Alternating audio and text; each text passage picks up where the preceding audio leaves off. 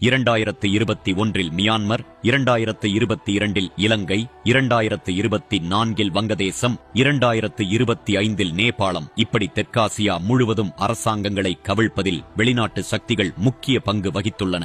இருப்பினும் இந்தியாவில் இதுபோன்ற எந்த ஒரு அந்நிய முயற்சியும் வெற்றி கண்டதில்லை.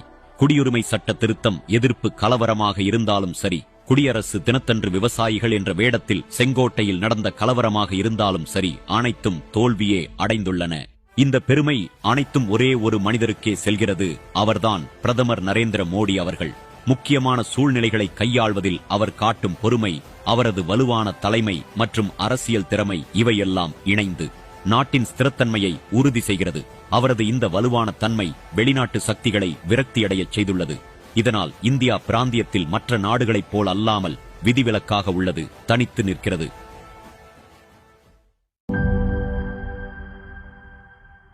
இன்னைக்கு நம்ம சொல்றோம் நேபாள் போராட்டம், ஆர்ப்பாட்டம். இன்னைக்கு ரிசர்ச் பண்ணிருக்காங்க நியூயார்க் டைம்ஸ். ஏன் போராட்டத்திற்கு ஒரு வருஷத்துக்கு முன்னாடி என்ஜிஓக்கு வந்த பணம் 130% சராசரியா உயர்ந்திருக்கு. 130% எப்படி அவங்களுக்கு பணம் சொல்லு. பங்களாதேஷ் போராட்டத்திற்கு முன்பு என்ஜிஓக்கு பணம்.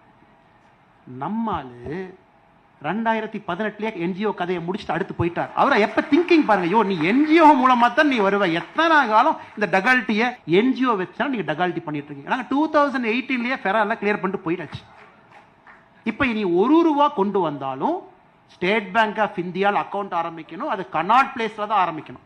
அதனால எதிர்கட்சி நண்பர்கள் யாராவது நேபாள் பங்களாதேஷ்ல இந்தியாவில் நடக்கும்னு நினைச்சு பார்த்தீங்கன்னா, எல்லாம் 5 வருஷத்துக்கு முன்னாடி யோசிச்சு 10 வருஷத்துல செயல்படுத்தி பிரதமராக அதை செஞ்சிட்டு இருக்காரு. இதெல்லாம் சொல்லுவாங்க இல்லைங்களா, தம்பி லட்டுல வச்சேன்னு நினைச்சியா, நான் நட்டுல வச்சேன் அப்படிம்பாங்க. அதனால் அவர் எந்த முடிவெடுத்தாலும் அது சரியாக இருக்கும்.